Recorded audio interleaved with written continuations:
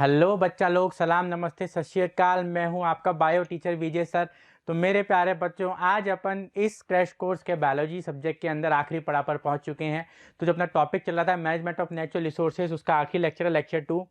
तो बिना कोई टाइम वेस्ट किए चलिए शुरू करते हैं।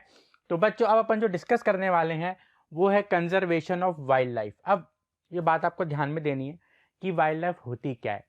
वाइल्ड यानी जंगली, लाइफ यानी जिंदगी। तो वो जानवर बेसिकली वो ऑर्गेनिज्म जो कि जंगलों में देखने को मिलते हैं, जहाँ पर ह्यूमन का इंटरफेरेंस नहीं होता है, उन्हें बोलते हैं अपन वाइल्ड लाइफ। जैसे लायन जो है वो एक वाइल्ड लाइफ का एग्जाम्पल है। ठीक है, लायन हो गया आपका, ऑक्स हो गई, सॉरी फॉक्स हो गई ठीक है। तो ये सब जो जंगली जानवर होते हैं जिनको ह्यूमन डोमेस्टिकेट नहीं कर सकते आमतौर पे, यही वाइल्ड लाइफ कहलाते हैं और यही जंगलों में पाए जाते हैं। तो अब अपन देखते हैं प्यारे बच्चों यहाँ पर। तो जब आप देख रहे हो यहाँ पर तो large scale poaching of wild animals. अब पोचिंग का मतलब क्या होता है? Illegal hunting. पोचिंग बोले तो इलीगल हंटिंग। तो जो large scale poaching of wild animals होती है, उन्हीं की वजह से क्या हो रहा है बच्चों, इम्बैलेंस क्रिएट हो रहा है इकोसिस्टम के अंदर। जो वाइल्ड लाइफ है वो धीरे धीरे कम होती जा रही है, उनकी पॉपुलेशन कम होती जा रही है।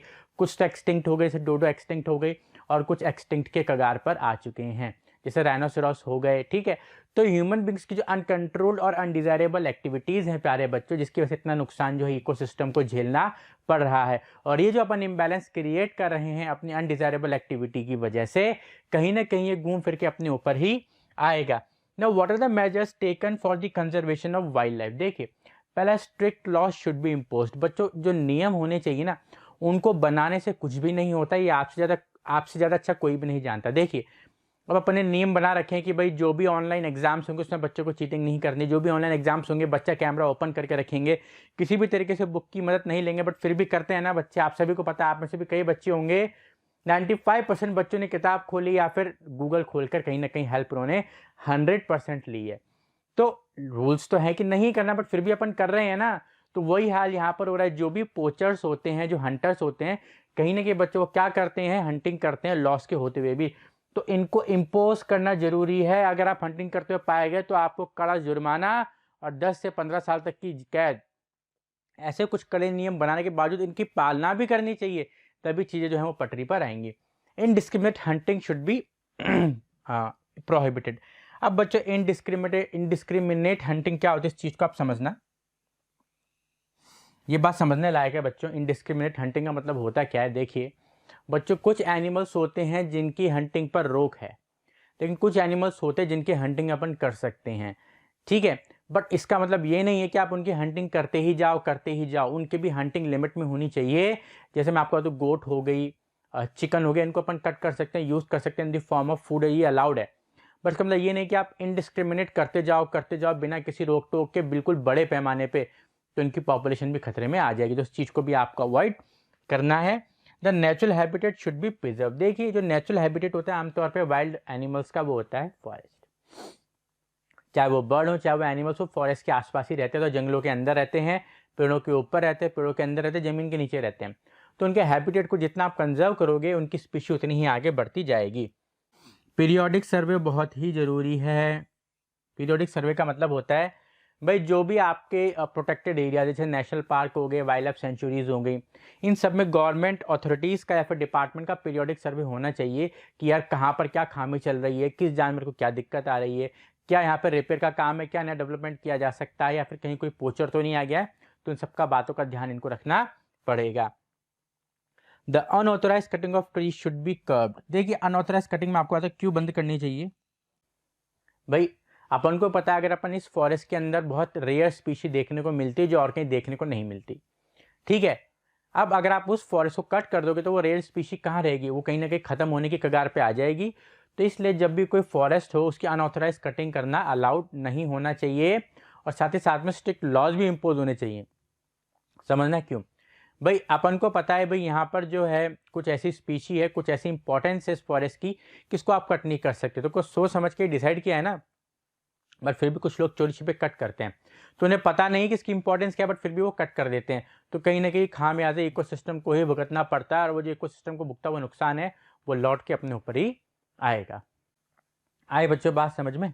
अब वाटर फॉर ऑल। देखिए इस बच्चे को अपन देखिए पानी को देख के बहुत खुश हो रहा है, इंसान उसी चीज़ को देख के खुश होता है आमतौर पर जिसकी उसके पास कमी होती है। ठीक है, जिसके पास पैसे की कमी नहीं, जिसके पास पैसे की कमी उसको पैसा मिल जाए बहुत खुश होगा। जिसके पास फैमिली का नहीं है उसको फैमिली मिल जाए बहुत खुश होगा। ठीक है, जिसके पास उनके लव्ड वंस नहीं है उनको मिल जाए तो बहुत खुश होगा। 14 फरवरी आने वाली है, ठीक है, भगवान करे भर भर के खुशियाँ मिलें। ठीक है, जस्ट किडिंग। तो अब तो बस बच्चे को खुशी देख के मुझे लग रहा है कि पानी की शायद कहीं इसको कहीं ना कहीं पानी इसकी लाइफ में बहुत इंपॉर्टेंस रखता है। तो बच्चों इसकी लाइफ में नहीं, पानी सभी की लाइफ में बहुत ही इंपॉर्टेंस रखता है, चाहे आपकी सिटी में पानी भरपूर हो या फिर ना हो। पानी की महत्वपूर्णता कहीं से लेकर कहीं तक भी कम नहीं हो सकती। देखिए जो वाटर है वो बेसिक नेसेसिटी है ऑल फॉर्म्स ऑफ लाइफ के लिए। ह्यूमन बींग्स की बात नहीं कर रहा मैं, प्लांट्स और एनिमल्स भी यहाँ पे बोल सकता हूँ कि जो वाटर है वो ह्यूमन बींग के साथ साथ प्लांट और एनिमल के लिए भी उतना ही इंपॉर्टेंट है और अदर माइक्रो ऑर्गेनिज्म के लिए भी, क्योंकि जो पानी है बच्चों उसके बिना लाइफ पॉसिबल नहीं है। अब देखिए द रीजन, ठीक है, ये पहले हुआ करता था, आजकल इसको पर इतना फॉलो नहीं करते, टेक्स्ट बुक में लिखा हुआ है कि भाई वो एरिया जहाँ पर पानी भरपूर मात्रा में होता है वहाँ पर क्रॉपिंग अच्छी होती है, और जहाँ पर क्रॉपिंग अच्छी होगी प्यारे बच्चों वहाँ पर भरपूर मात्रा में लोग फलेंगे फूलेंगे। और जिस एरिया के अंदर पानी की कमी होगी, शॉर्टेज ऑफ वाटर होगी, वहाँ पे कहीं ना कहीं क्रॉपिंग प्रभावित होगी, तो वहाँ पर जो लोगों का फलना फूलना इतना नहीं हो पाएगा, थोड़ी सी पॉवर्टी वहाँ पर रहेगी। देखिए समझाता हूँ कैसे। भाई जहाँ पर पानी भरपूर मात्रा में तो वहाँ पे लोगों के पास पीने के लिए पानी होगा, वो फल सब्जियाँ उगा सकेंगे, कोई भी चीज़ इंपोर्ट नहीं करवानी पड़ेगी। लेकिन जहाँ पर पानी की कमी है बच्चों वहाँ पानी इंपोर्ट करवाना पड़ेगा, सब्जियाँ वगैरह इंपोर्ट करवानी पड़ेंगी। पानी से बनने वाली जो भी चीज़ें हैं कहीं ना कहीं उनके दाम जो है वो हाई हो जाएंगे, और जहाँ पे भी बच्चों प्राइसेस बढ़ती है वहाँ पे कहीं ना कहीं पॉवर्टी क्रीपिंग करने लग जाती है। ऐसा अपन मानते हैं, लेकिन आज के लिए चीज़ें थोड़ी सी कम हो गई हैं क्योंकि जो चीज़ें हैं इंपोर्ट एक्सपोर्ट पे जो टैरिफ है वो कम होते जा रहे हैं, चीज़ें ट्रांसपेरेंट होती जा रही है। बट फिर भी जहाँ पर पानी होता है वो जगह फलती फूल, जब पानी होगा तो नदी झरने होंगे, अच्छा खासा टूरिज्म होगा वहाँ पे, अच्छी खासी क्रॉपिंग होगी तो बढ़िया एक्सपोर्ट वो लोग करेंगे, बढ़िया मार्केट में बेचेंगे, उनको सस्ता पड़ेगा। तो कहीं ना कहीं ये चीज़ मैटर तो करती है। अब पानी के बहुत सारे सोर्सेज में सबसे इंपॉर्टेंट बच्चों होता है रेन। रिवर भी होते हैं, lakes, ponds, wells, oceans and glaciers. देखिए ओशन से अपन लोग यूजुअली पानी यूज़ नहीं कर सकते, हालांकि ऐसी मशीनें बनी हैं जिसमें ओशन से पानी यूज़ कर सकते हैं, लेकिन वो बहुत कॉस्टली पड़ जाता है।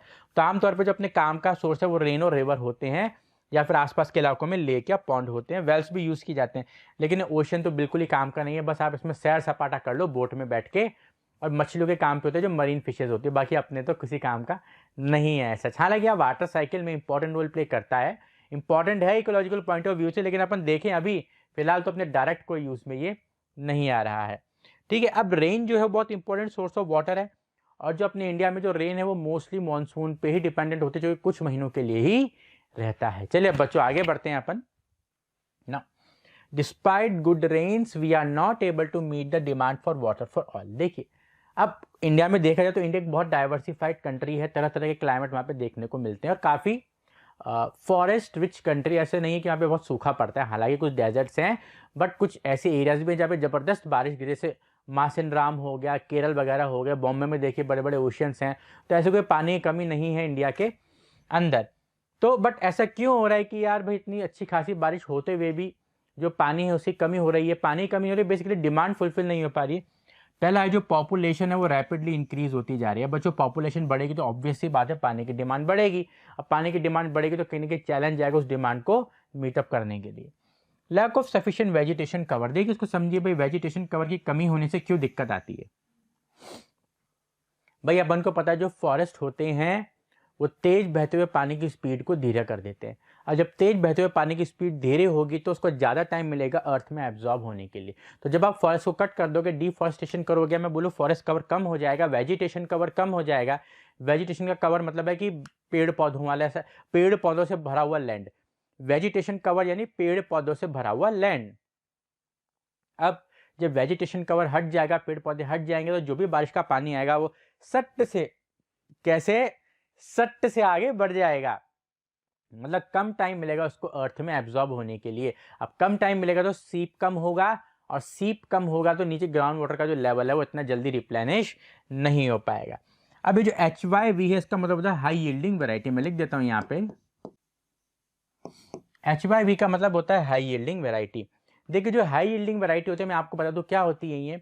जो एक नॉर्मल क्रॉप्स होते हैं उनके मुकाबले जो हाई यील्डिंग वैरायटीज़ होती हैं वो ज़्यादा अच्छी क्वालिटी देती हैं और क्वांटिटी भी देती हैं और कुछ टाइम जल्दी भी देती है, मतलब टाइम बढ़िया जल्दी बहुत फटाफट से पैदावार करती हैं, अच्छे से करती हैं और क्वालिटी भी बढ़िया रहती है, क्वांटिटी भी बढ़िया रहती है। तो जब फास्ट काम चल रहा है तो पानी भी फास्ट चाहिए होगा। तो जो हाई यील्डिंग वैरायटी होती है उनको पानी की रिक्वायरमेंट ज़्यादा होती है। तो एक तरीके से आजकल अपन HYV को ही अडॉप्ट कर रहे हैं, तो उस वजह से इरीगेशन में पानी की रिक्वायरमेंट यानी आवश्यकता भी बढ़ गई है। अब जो भी अनट्रीटेड सूवेज है और जो इंडस्ट्रियल वेस्ट है, वैसे मैंने आपको बता रखा है सूवेज क्या होता है। आपके घर के बाथरूम से निकलने वाला जो भी कचरा होता है, वेस्ट होता है, जिसमें मेनली आपकी पॉटी और सुसु होती है, उसी को अपन सूवेज बोलते हैं। तो आमतौर पे होता है क्या, ये जो सूवेज होता है ये लिक्विड फॉर्म में होता है और इसको नदी में डालने से पहले उसको ट्रीट किया जाता है। बड़े बड़े प्लांट्स होते हैं, उसको बोलते हैं सूवेज ट्रीटमेंट प्लांट्स। बट कभी कभार क्या होता है, इनको डायरेक्टली अनट्रीटेड ही पानी में डाल दिया जाता है नदियों में। तो ये जो इंडस्ट्री का वेस्ट है, अनट्रीटेड सूवेज है, आजकल ये भी बहुत बड़ा कारण बन चुके हैं वाटर को पॉल्यूट करने के। अब वाटर पॉल्यूट होगा इट मीन्स वो अपने काम का नहीं है, और जब वो अपने काम का नहीं है, पीने लायक नहीं है प्यारे बच्चों, तो ऑलरेडी पानी की शॉर्टेज वो वैसे ही क्रिएट हो जाएगी। ना चेंजिंग लाइफस्टाइल ऑफ पीपल। अब मैं बात करूँ, गाँव के लोग तो बहुत सही होते हैं, वो नेचर का ध्यान रखते हैं। आज भी गाँव में आप जाओगे तो खाने का बहुत ही रेस्पेक्ट करते हैं, लोगों का आदर करते हैं, अपने आसपास में पेड़ों की पूजा करते हैं। तो जब उनमें इतनी भावना होती है अपनी अर्थ को लेके, इकोसिस्टम को लेके, तो ऑब्वियसली बात है। अपना जो धर्म है बच्चों, मैं आपको एक बात बताना चाहूँगा, अपना जो रिलीजन है वो ऑलरेडी ही उसमें कुछ ऐसी बातें हैं जो कि अपने हित में ही होती है। अगर आप उन बातों को फॉलो करोगे तो अपने आप ही आपकी जो इकोसिस्टम है, जो आपका फॉरेस्ट है, वो ऑलरेडी प्रोटेक्टेड रहेगा। लेकिन अपन अर्बनाइजेशन की बात करें, अपने जैसे लोग जो कि शहरों में रहते हैं, वो कहीं ना कहीं इन बातों को फॉलो कम करते हैं कुछ। ये बात बिल्कुल सही है बच्चों। अब जो पानी है, पहले देखिए पानी को पैर नहीं लगाते थे, पानी की पूजा होती थी, ठीक है, सूरज की पूजा होती थी, हर चीज़ जो नहीं आती थी घर में, पैन वगैरह, उसकी पूजा होती थी। आजकल नहीं होता है। जो भी पानी उसको बच्चे वेस्ट करते हैं। आप देखिए पानी से कार धुल रही है, डेली धुल रही है, अरे भैया आप ऑल्टरनेट धुलो या फिर कई बार कपड़ा लगा लो। आप जरूरी देखो डेली पानी लगाना, ठीक है। अब नहा रहे हैं तो सब पानी खुल रहा है तो पानी बह ही जा रहा है, उसकी कोई वैल्यू नहीं है। ब्रश कर रहे हैं तो नल चालू है, ठीक है, नल लीक हो रहा है तो लीक ही हो रहा है। तो ऐसी कई सारी चीज़ें हैं जो कि शहरी लोग, ऐसे मैं नहीं कह रहा गांव के लोग नहीं करते, वो भी करते, बट शहरी लोगों में थोड़ा सा पैटर्न ज़्यादा देखने को मिला है, क्योंकि चीज़ें उनके पास अवेलेबिलिटी ज़्यादा है। जब जिस चीज़ों की आपके पास ज़्यादा होती है, जो चीज़ें उनकी वैल्यू कद्र कम हो जाती है, ठीक है बच्चों।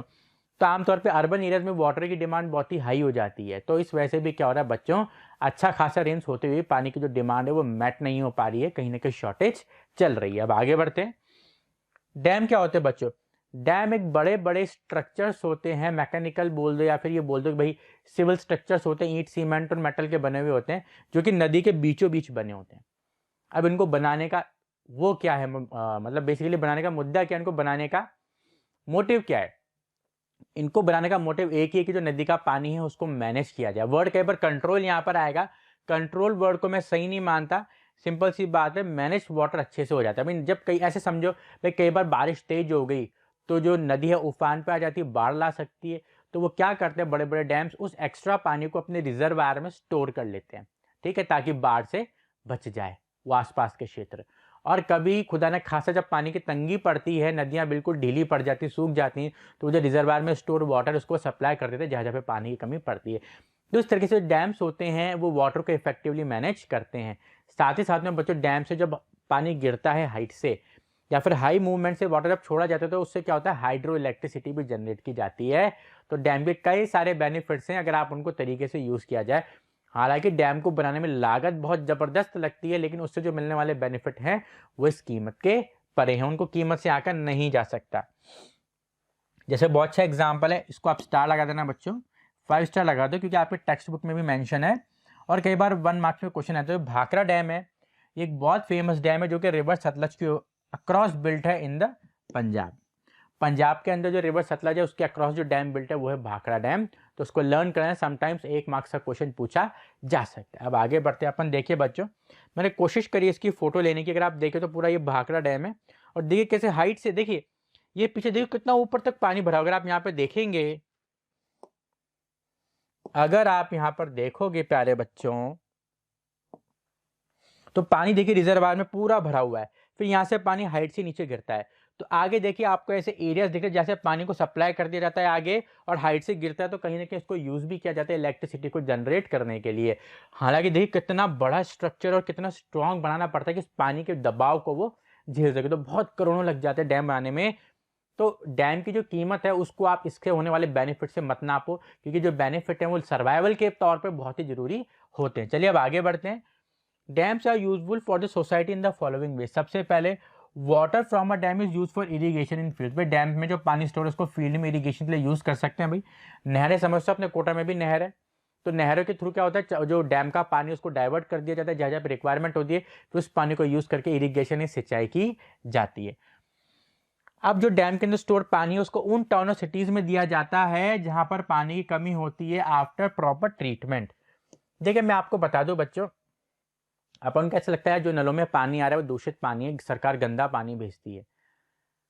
ये जो स्टेटमेंट है ये आधा सच है और आधा झूठ है, आधा सफेद है आधा काला। कैसे? देखिए जो अपने घरों पर पानी निकलता है, बिल्कुल मैं एग्री करता हूँ, वो कहीं ना कहीं पीने लायक इतना अच्छा नहीं होता जितना अपन वाटर प्यूरीफायर से फिल्टर करके पीते हैं, उसका मुकाबला नहीं है।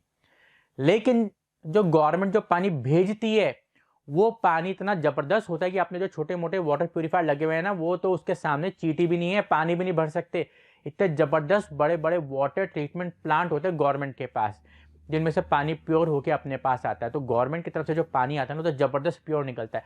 इतने बड़े बड़े प्लांट्स होते हैं कि अपने घर में लगे जो वाटर प्यूरीफायर है तो उसके सामने ऊँट के मुंह में जीरे के समान है। अरे बात समझ में। लेकिन होता कि जब वो चलते हैं वहां से पानी जब निकलता है वहां से, तो पाइपलाइन में आते आते गंदी पाइपलाइन, पुरानी पाइपलाइन, लीकेज पाइपलाइन में गंदा पानी गिरा हुआ है, कचरा गिर रहा है, पाइपलाइन फूटी हुई है, तो आते आते वो गंदा पानी जो थोड़ा सा दूषित हो जाता है। ये कारण है कि अपने घर में वाटर प्यूरीफायर लगाना पड़ रहा है, वरना सरकार तो बहुत जबरदस्त प्योर वाटर ही भेजती है।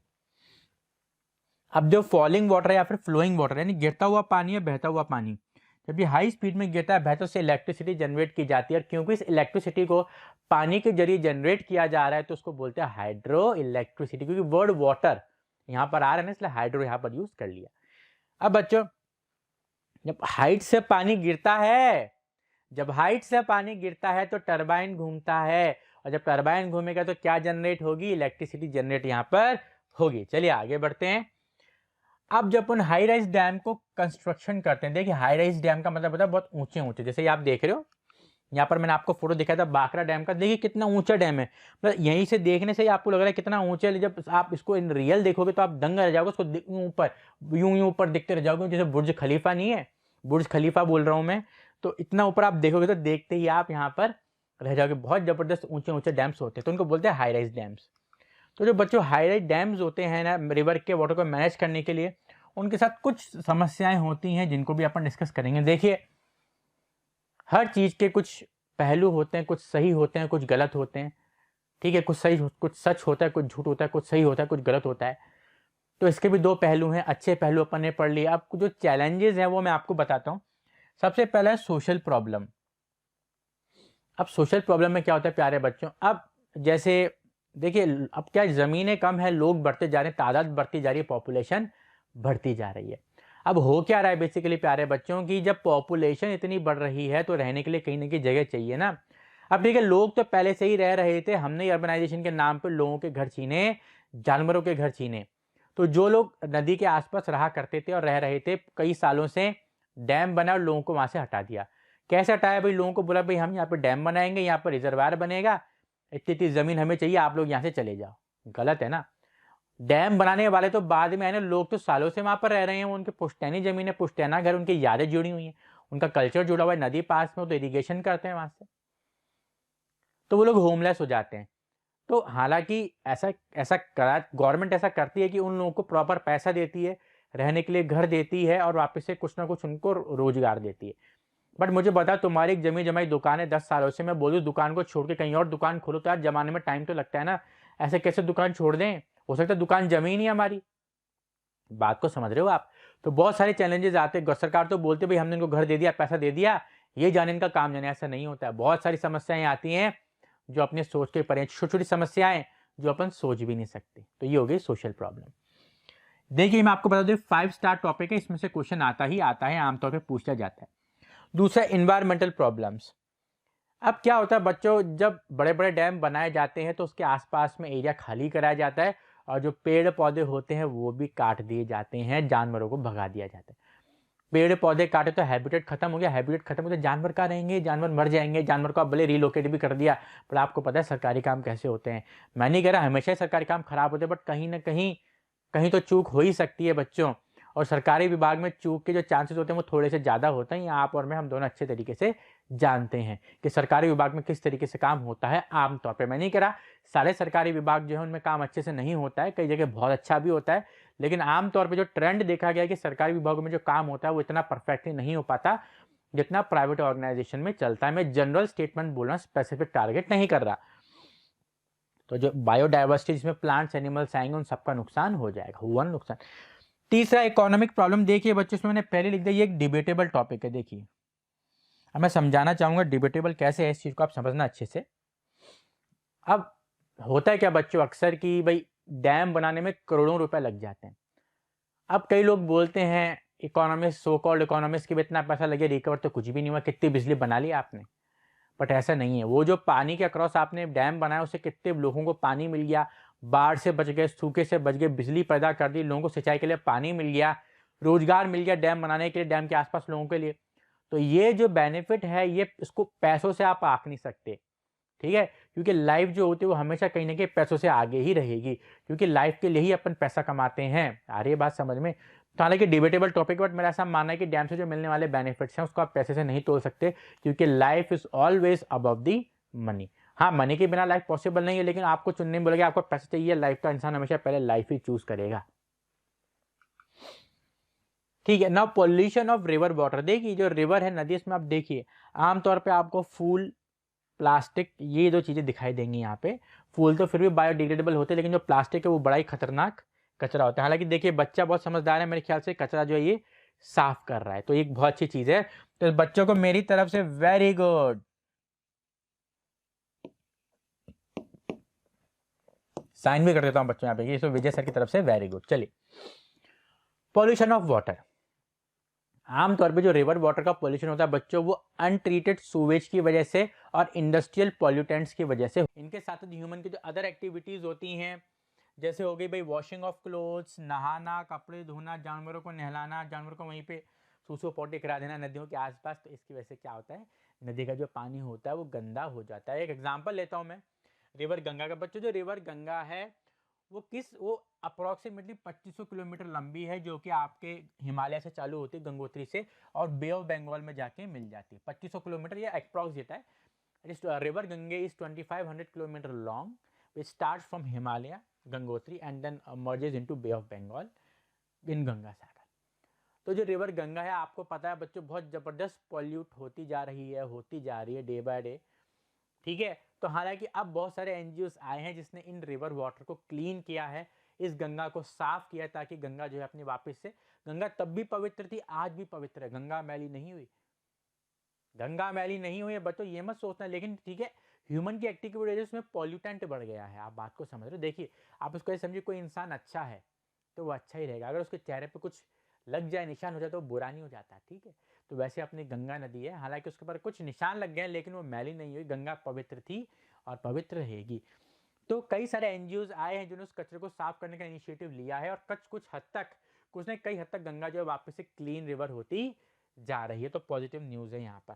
तो हालांकि गंगा एक्शन प्लान जो एक प्रोग्राम था वो लॉन्च किया गया था 1985 के अंदर, ताकि जो रिवर गंगा है उसको अच्छे लेवल पे, बड़े पैमाने पे, एक प्रोफेशनल लेवल पे क्लीन किया जा सके। अब आगे बढ़ते प्यारे बच्चों।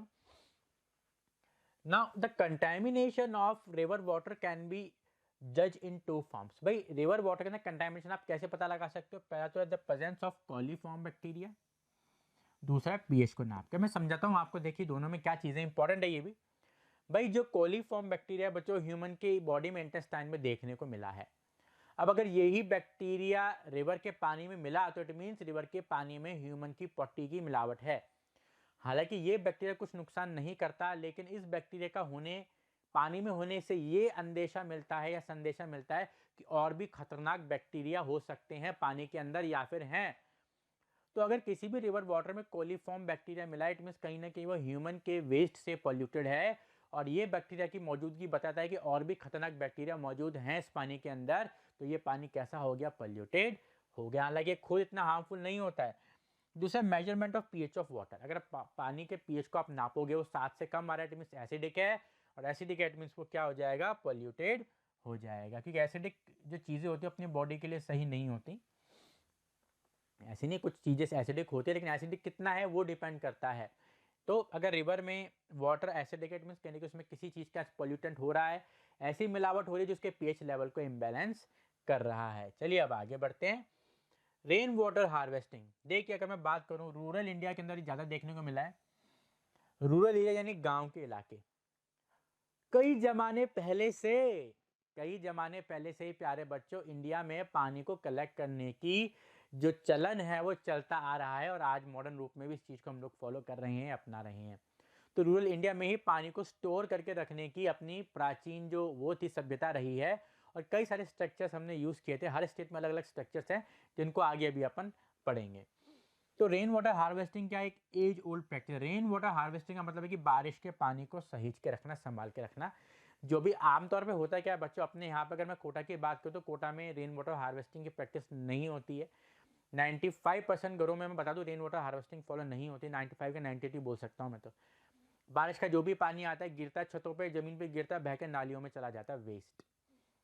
लेकिन रूरल एरिया में ऐसी बारिश के पानी को संभाल के रखा जाता है, कैसे, ये आगे अपन डिस्कस करेंगे। ठीक है, वाटर को जो हार्वेस्ट करने की टेक्निक्स है वो लोकेशन पे डिपेंड करते हैं और हर लोकेशन पे अलग अलग फॉलो की जाती है। अब जो रेन वाटर हार्वेस्टिंग का जो फंड है, कैच रेन या वाटर वेयर इट फॉल, जहाँ पे बारिश गिर रही है वहीं पे उसको पकड़ लो, तभी तो ना बारिश पकड़ में आएगी। बारिश तो चंचल होती है, बहती चली जाएगी। चलिए आगे बढ़ते हैं बच्चों, ये इंपॉर्टेंट है, इसको आप चाहो तो 5 स्टार लगा दो। Some of the ancient rain water harvesting structure जो मैंने बोल्ड किए हैं उनमें से क्वेश्चन कई बार पूछ ले जाते हैं, तो नाम लर्न कर लेना। राजस्थान में खादिन टैंक नदी, राजस्थान में कौन कौन से स्ट्रक्चर यूज होते हैं, खादिन टैंक नदी। महाराष्ट्र में बंधारा तल, मध्य प्रदेश और यूपी के अंदर बुंदीस, बिहार के अंदर आहार एंड पाइनीस, बिहार का इंपॉर्टेंट है। हिमाचल प्रदेश में है कुल, जम्मू के अंदर है पौंड, तमिलनाडु में है इरिस, ठीक है, केरला में सुरंगम और कर्नाटका में कट्टा। तो जैसे मैंने जिनको बोल्ड, जैसे खादिन को बोल्ड किया है, आहार पाइनी को बोल्ड किया है, कुल को बोल्ड किया, सुरंगम को बोल्ड किया और कट्टा को बोल्ड किया है। तो जो बोल्ड किए हुए हैं ये कहीं ना कहीं किसी रूप में पूछे गए हैं, तो इनको आप लर्न कर लेना। इनको तो अच्छे से लर्न कर ही लेना भाई। राजस्थान में खादिन, ठीक है, बिहार में आहार एंड पाइनी, हिमाचल प्रदेश में कुल, केरला में सुरंगम, कर्नाटका में कट्टा। सो ये तो आपको मिनिमम लर्न होने ही चाहिए। अब चलिए आगे बढ़ते हैं। अब राजस्थान का खादिन अपन डिस्कस करने वाले हैं कि भाई राजस्थान में जो खादिन सिस्टम है उसको कैसे लागू किया गया, किस तरीके से उसको अपन लोग अपनाते हैं। ठीक है, ये traditional rain water harvesting agriculture के अंदर जिसको राजस्थान में यूज किया जाता है। देखिए कुछ ऐसा स्ट्रक्चर होता है, पहले तो ये एरिया होता है कैचमेंट एरिया। कैचमेंट एरिया का मतलब है कि यहाँ पे बारिश के पानी को कैच किया जाता है। फिर ढलान आ गई यहाँ पे, ठीक है, ढलान के पास यहाँ पे एक बड़ा सा स्ट्रक्चर है इसको बोलते हैं बंद, ये इसका स्ट्रक्चर का किंग है, और इसी का सारा इंपॉर्टेंट रोल होता है इस बंद का। ठीक है, अब बारिश गिरी, खूब खूब बारिश गिरी, दमादम बारिश गिरी, मूसलाधार बारिश हुई। अब बारिश का पानी एक कैचमेंट एरिया में आएगा, क्योंकि ढलान ढलान होकर इस एरिया में इकट्ठा हो जाएगा, पानी यहाँ पर इकट्ठा हो जाएगा। अगर बारिश कुछ ज़्यादा होगी तो इस बंद में एक है ना, बंद में थोड़े से ऐसे कुछ पाथवे या स्लूस वे क्रिएट करते हैं जिनसे जो एक्स्ट्रा भरा हुआ पानी है वो निकल के आगे चला जाए, ठीक है, और आगे जाके इस डगवेल में भर जाए एक्स्ट्रा पानी। जो पानी वानी आ गया, सब जो भी पानी यहाँ पर इकट्ठा हो गया खादिन के अंदर, जो एक्स्ट्रा पानी है डगवेल में इकट्ठा हो गया, बारिश बंद हो गई। अभी जो पानी है वो धीरे धीरे धीरे धीरे धीरे ग्राउंड में सीप होगा, ग्राउंड इसको एब्जॉर्ब करेगा, देखिए अपने, और ग्राउंड वाटर लेवल बढ़ेगा तो मिट्टी में मॉइस्चर आ जाएगा। फिर जब पूरा पानी एब्जॉर्ब हो जाएगा तो जो लोग हैं वो उसको यूज़ करेंगे क्रॉपिंग के लिए, क्योंकि मॉइस्चर जो है वो अच्छे से उनके क्रॉप्स को इरीगेशन का काम बहुत अच्छे से करेगा। अब अपने कोटा में ऐसा क्यों, क्योंकि कोटा में देखिए आप मिट्टी है ही नहीं, जो मिट्टी वो सब कवर्ड है कंक्रीट रोड से, डामर के रोडों से, घर बने हुए, मिट्टी है कहाँ, तो बेचारा पानी जाएगा तो जाएगा कहाँ, सीप कहाँ पे होगा, सीप का मतलब है इसे अंदर जाना, मिट्टी के ग्राउंड के अंदर जाना, ग्राउंड वाटर लेवल को बढ़ाना, ये होता है सीप का मतलब। अब मिट्टी नहीं तो बेचारा पानी एब्जॉर्ब होकर जाएगा कहाँ पे, वो तो बह के नालियों में चला जाएगा, वेस्ट हो जाएगा, सूख जाएगा पड़े पड़े, ठीक है। इसलिए जो अर्बन एरियाज हैं वहाँ पर जो ग्राउंड वाटर लेवल है वो कम होता जा रहा है, क्योंकि पानी सीप ही नहीं हो पा रहा है। हरी बात समझ में। लेकिन अच्छी खबर ये है कि अब रूरल अर्बन एरियाज में भी ऐसे स्ट्रक्चर करेंगे, अपन समझाऊंगा आगे, पहले अपन ये डिस्कस करते हैं कि वाटर जो ग्राउंड में स्टोर होता है उसके बेनिफिट क्या होते हैं। What are the benefits of water stored in the ground. सबसे पहले वो इवेपोरेट नहीं होगा, इवेपोरेट नहीं होगा तो पड़ा रहेगा यूज के लिए। जो वाटर स्टोर्ड है ग्राउंड के उसके लिए अपन यूज कर सकते हैं क्रॉपिंग के लिए, ठीक है। दूसरा, इसमें कोई मॉस्किटो की ब्रीडिंग नहीं होती है, मच्छर नहीं पनपते हैं, कोई कचरा नहीं फैला सकता ह्यूमन एनिमल्स, कोई कंटामिनेशन नहीं होता है, और उसको अपन यूज कर सकते हैं लोकल पॉपुलेशन के बेनिफिट के लिए। भाई जैसे अपन लगाते हैं डगवेल वगैरह, डगवेल्स वगैरह अपन लगाते हैं, वो बड़े बड़े हैंड पंप्स लगाते हैं, पंप वगैरह पानी जो ऊपर खिंचवाते हैं अपन, बोरिंग करवाते हैं, तो लोकल पॉपुलेशन इसको यूज करते हैं। तो बहुत जबरदस्त बेनिफिट्स हैं इसके। इवेपोरेट होगा नहीं तो पड़ा रहेगा, ठीक है। क्रॉपिंग के इसके लिए यूज कर सकते हैं, कोई मॉस्किटो की ब्रीडिंग नहीं होगी, कोई मच्छर नहीं पनपेंगे, कोई कचरा नहीं फैला सकता, ना जानवर ना इंसान, ठीक है। और लोकल पॉपुलेशन उसको से यूज कर सकती है बोरवेल बनवा के। तो ये जबरदस्त बेनिफिट होते हैं इस पानी के। तो बच्चों, ग्राउंड वाटर लेवल को बढ़ाना और मेंटेन करना अपना दायित्व नहीं, अपनी नैतिक जिम्मेदारी है, क्योंकि अगर ये नहीं करोगे उसको तो आपको समस्या आने वाली है। पानी के लिए वर्ल्ड वॉर 3 या विश्व युद्ध होते देर नहीं लगेगी। चलिए आगे बढ़ते हैं। थोड़ा सा एक्स्ट्रा मैं बता रहा हूँ यहाँ पे, कुछ ऐसे स्ट्रक्चर्स बनाए गए हैं शहरों के अंदर भी जिससे आप ग्राउंड वाटर लेवल को रिचार्ज कर सकते हो, रेन वाटर हार्वेस्टिंग कर। होता है कि आमतौर पे जो छतें होती है, छतों को अच्छे से बंद किया जाता है, ताकि देखो ना बंद है, छत में कोई भी लीकेज नहीं है, ताकि जो भी नदी का सॉरी क्या रिवर का पानी है वो यहाँ पे इकट्ठा हो जाए। जब पानी अच्छा खासा इकट्ठा हो जाता है तो उसमें देखिए आप ऐसे पाइप लगा रखें, इन पाइप के जरिए पानी या तो टैंकों में स्टोर हो जाता है, इसको आप यूज़ कर सकते हो, या फिर वो नदी जमीन के अंदर चला जाता है, ठीक है। आप समझ रहे हो बात को। ये देखिए, और जो एक्स्ट्रा पानी है वो यहाँ से रिचार्ज वेल में भी चला जाता है। तो जो छत पे पानी गिर रहा है उसको भी यूज कर रहे हैं, जो बाहर रोड पे पानी गिर रहा है उसको भी यूज कर रहे हैं।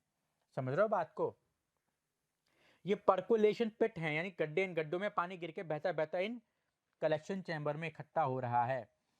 तो क्या जबरदस्त दिमाग है। देखिए, जो छत पे पानी गिर रहा है उसको भी आप यूज कर रहे हो, छत पे जो पानी गिर रहा है उसे आप टैंकर भर रहे हो जिसको आप पर्सनल यूज कर रहे हो, और जो आसपास में रोड पे पानी गिर रहा है उसको ऐसे पर्कुलेशन पिट यानी गड्ढों के द्वारा, पाइपलाइन के द्वारा नीचे जो अंदर चैम्बर हैं या बोल दो नीचे अंदर जो स्टोर टैंक है उनके अंदर आप उनको डाल रहे हो।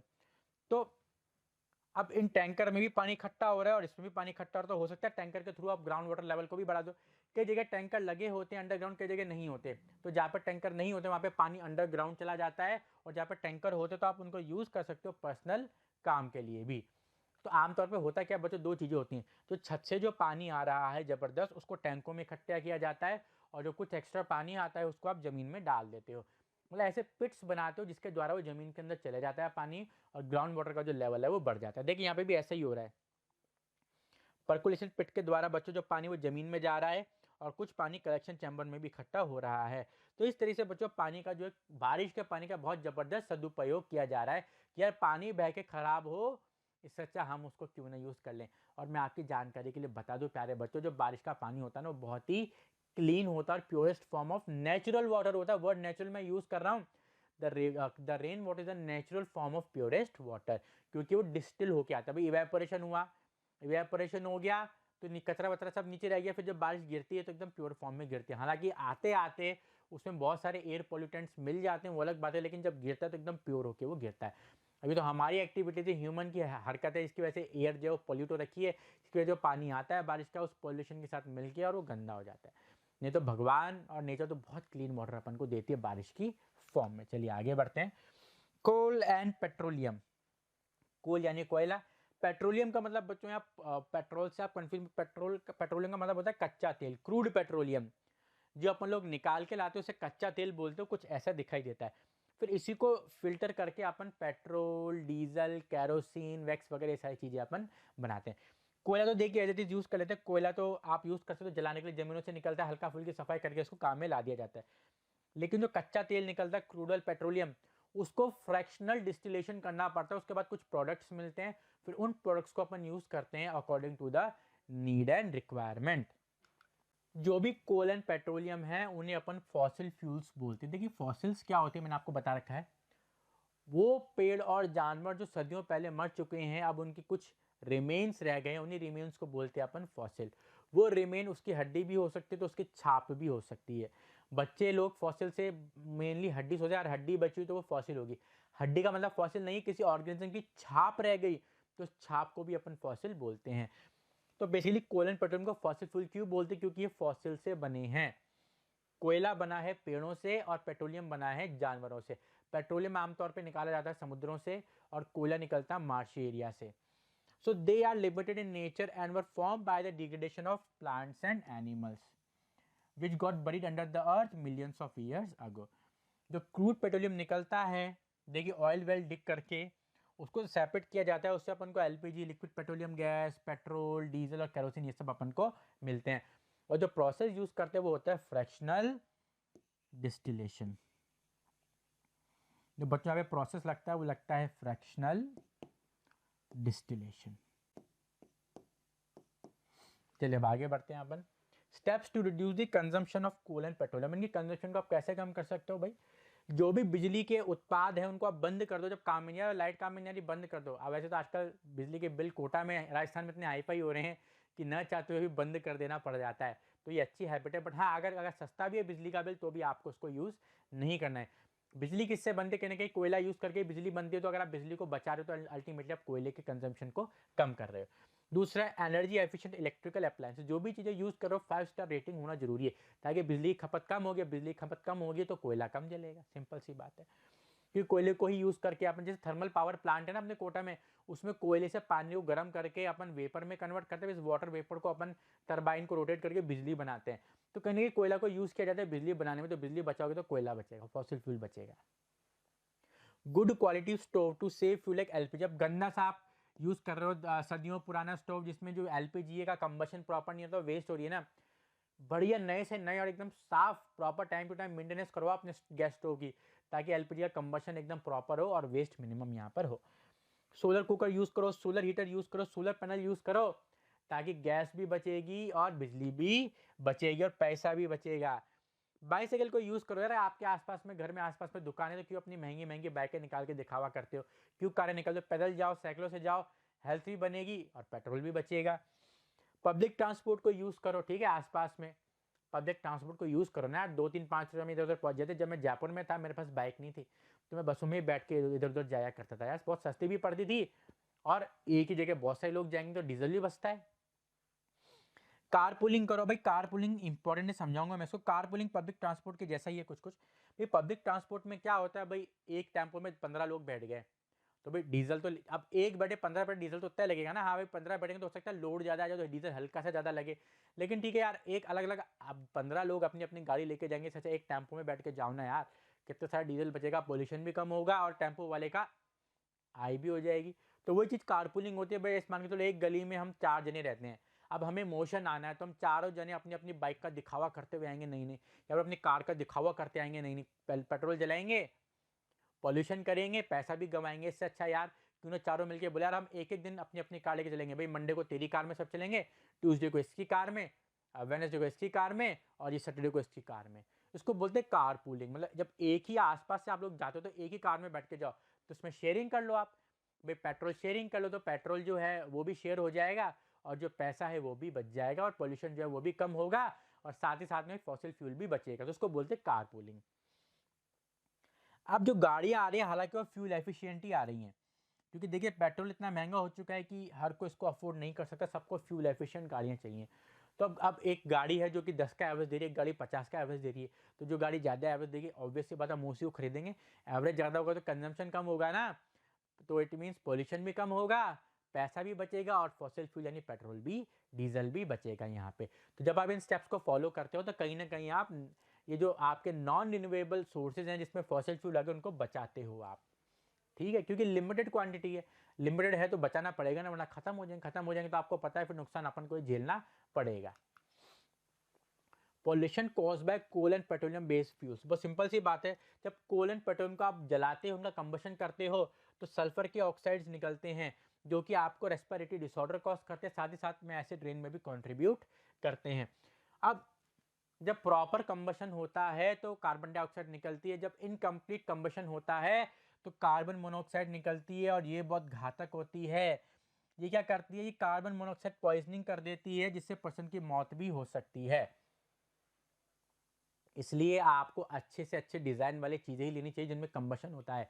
बढ़िया गाड़ी लो जिसमें अच्छे से पेट्रोल जल रहा है, आपका जो स्टोव है उसको प्रॉपर्ली क्लीन एंड मेंटेन करो ताकि प्रॉपर कंबशन हो, क्योंकि इनकम्प्लीट कंबशन होगा तो कार्बन मोनोऑक्साइड बनेगी। और कार्बन मोनोऑक्साइड की जो एफिनिटी होती है हीमोग्लोबिन से, इसकी जो होती है एफिनिटी हीमोग्लोबिन से, वो ऑक्सीजन के मुकाबले बहुत ज़्यादा होती है। और एक जगह से ऑक्सीजन आ रही है जैसे कार्बन मोनोऑक्साइड, तो कार्बन मोनोऑक्साइड जाके हीमोग्लोबिन में चिपक जाएगी, तो इससे अपने बॉडी को ऑक्सीजन नहीं मिलेगी और पर्सन की डेथ हो सकती है। तो इसलिए ये बहुत भयानक मामला है। इसलिए हमेशा जब भी घर में कुछ न जलाएं, जो भी चीज़ आप जला जला के हाथ से करते हो ना, वो सब घर के बाहर जलावें। और अगर हो भी रहा है ऐसा कुछ तो खिड़कियाँ वगैरह खुली रखें ताकि वेंटिलेशन बराबर होता रहे। Excess of carbon dioxide causes global warming. आपको पता है ग्लोबल वार्मिंग अपन पढ़ चुके हैं। कार्बन डाइऑक्साइड क्या है? ग्रीन हाउस गैस है जिसकी वजह से अर्थ का टेम्परेचर बढ़ता जा रहा है, बढ़ता जा रहा है। और जब अर्थ का टेम्परेचर बढ़ता है तो उसको बोलते हैं ग्लोबल वार्मिंग। इसके कई सारे दुष्परिणाम आपको पता है, अपन ऑलरेडी डिस्कस कर चुके हैं। चलिए आगे बढ़ते हैं अपन। भाई we need to use fossil fuels judicially. क्यों यूज करना है? सबसे पहले बात ये लिमिटेड होते हैं, दूसरा एक्सेस में यूज करने से क्या होता है? पॉल्यूशन करते हैं। तो जब आप उनको मिनिमाइज करोगे तो आप उनको सेव भी करोगे, हेल्थ भी बनाओगे और पॉल्यूशन भी मिनिमाइज करोगे, और पैसा जो सबसे जरूरी है उसको भी बचाओगे। चलिए अब 3R to save the environment, reduce, reuse, recycle, class 6 से पढ़ते हुए आ रहे हैं अपन। इन तीनों को फॉलो करें तो ऑटोमेटिकली अपन इन्वायरमेंट में सुधार कर सकते हैं। अब रिड्यूस कैसे करना है? रिड्यूस करो कैसे? भाई गाड़ी की जगह साइकिल चलाओ, जब बिजली की नीड नहीं हो बिजली बंद कर दो, कोयला बचेगा। ठीक है। तीसरा, पानी जहाँ पे बह रहा है नल को रिपेयर कराओ, पानी बचेगा। पैदल पैदल जाओ, ठीक है, पेट्रोल बचेगा। तो ये सब बातें आपको फॉलो करनी है। तो इन सब चीज़ों को फॉलो करने से क्या होगा? रिड्यूस होगा। क्या यूज होगा? फॉसिल फ्यूल के जो यूज है वो कम होगा और फॉसिल फ्यूल बचेगा और पोल्यूशन भी कम होगा। अब रीयूज में क्या बच्चों? बहुत सिंपल सी बात है, जो भी चीज़ें आपके घर में, जैसे आप कोल्ड ड्रिंक की बोतल लेके आए या फिर आप कुछ भी अचार वगैरह लेके आए, तो जब वो खत्म हो जाता है तो बॉटल बच जाती है, और तो बॉटल के अंदर कुछ और चीज़ डाल दो, रीयूज हो जाएगा। अब रीयूज होगा तो डिमांड कम होगी, इन बॉटल्स की डिमांड कम होगी तो बनेगा कम, तो पोल्यूशन कम होगा, बिजली कम खर्च होगी और इन्वायरमेंट प्रोटेक्टेड रहेगा। बहुत सिंपल सी बात है। अब आज मैंने साइकिल खरीदी, साइकिल मैंने चलाई, अब उसको मैं तोड़ ताड़ के थोड़ा ना फेंक दूंगा, अपने छोटे भाई बहन को दे दूंगा। तो वो एक साइकिल जो नई खरीदने वाले थे हम, उसको मेरी छोटी सिस्टर ने यूज़ कर लिया, रीयूज़ कर लिया। तो इट मीन्स वो नई साइकिल की डिमांड नहीं है, डिमांड नहीं है तो मैन्युफैक्चरिंग नहीं हुई, मैन्युफैक्चरिंग नहीं है तो बिजली बची, पैसा बचा, इन्वायरमेंट का पॉल्यूशन बचा। तो इस तरीके से रीयूज़ करने से क्या होता है बच्चों? पॉल्यूशन कम होता है, ठीक है, इकोनॉमी इंप्रूव होती है और साथ ही साथ में पॉल्यूशन भी मिनिमाइज होता है। अब रिसाइकिल आपको पता है बच्चों, भाई घर में जो भी अखबार आते हैं उन्हें अपन रद्दी बोलते हैं पढ़ने के बाद। तो जब रद्दी इकट्ठी हो जाती है उनको अपन क्या करते हैं? कबाड़ वाले को बेच देते हैं। उस कबाड़ी वाले को इंग्लिश में स्क्रैप डीलर बोला जाता है। स्क्रैप डीलर क्या करता है?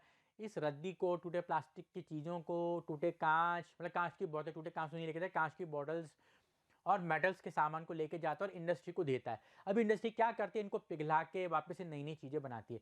भाई लोहा हो गया, मेटल हो गया, पिघला के नई नई चीज़ें बनाएंगी, कांच को पिघला के नए आर्टिकल बनाएंगी। जो रद्दी है अखबार, उससे रफ पेपर्स बनाएंगे, रफ पेपर रजिस्टर बनाएंगी, या फिर उनसे पेपर बैग बनाएंगे। तो मतलब उसी चीज़ को दोबारा यूज़ कर, मतलब उसी चीज़ को मॉडिफाई करके नई चीज़ बनाते हैं, उसको बोलते हैं रिसाइकिल करना। अगर बोला जाए रीयूज और रिसाइकिल में से कौन सा बेहतर है, तो रीयूज बेहतर है। देखिए हर चीज़ को यूज़ नहीं कर सकते आप दोबारा से। अब यार मेरी कांच की बोतल टूट गई, चूर हो गई, उसको मैं थोड़ा ना यूज़ कर सकता हूँ। मेरा खिलौना खराब हो गया तो मैं थोड़ा ना यूज़ कर सकता हूँ, तो उसको रिसाइकिल ही होगा। लेकिन अगर ऐसी चीज़ जो रीयूज़ भी हो सकती है और रिसाइकिल भी हो सकती है, तो उसमें आपको बोलूँगा रीयूज़ कीजिए। कि आप रीयूज़ करोगे तो जो रिसाइकलिंग के दौरान जो पूरी चीज़ें हैं, सोर्सेज लगते हैं, रिसोर्सेज, वो सारे बच जाएंगे। भाई रिसाइकिल में बिजली लगती है, टाइम लगता है, पैसा लगता है, पोल्यूशन होता है। तो अगर आप रीयूज़ करोगे तो वो सारी चीज़ें बच जाएंगी। तो इसलिए रीयूज़ को रिसाइकिल से बेहतर माना गया है अगर दोनों चीज़ें पॉसिबल हैं। वैसे ऐसा नहीं कि हर बारी जो है आप रीयूज़ भी कर सकते हो, ऐसा नहीं होता। कई जगह रिसाइकिल होगा तो रिसाइकिल ही होगा, और जहाँ पे आप रिसाइकिल रीयूज़ दोनों हो सके तो वहाँ पे आप रीयूज़ को ही प्रमोट करें, क्योंकि रीयूज़ से क्या होता है, कहीं ना कहीं कितने सारे सोर्सेज जो है बच्चों वो बच जाते हैं। तो मेरे प्यारे बच्चों, मैं ये आशा करता हूँ, मेरा ये पूर्ण विश्वास है कि आज का जो लेक्चर है आपको बहुत अच्छे से समझ में आया होगा, मज़ा भी आया होगा। तो अगर आज का लेक्चर आपको अच्छा लगा तो इस वीडियो को लाइक कीजिए, हमारे चैनल मोशन फाउंडेशन को सब्सक्राइब कीजिए, और आगे आने वाले वीडियोस मिस ना हो उसके लिए बेल आइकन को भी दबा दीजिए। तो इस लेक्चर में बस इतना ही। Take care and bye bye.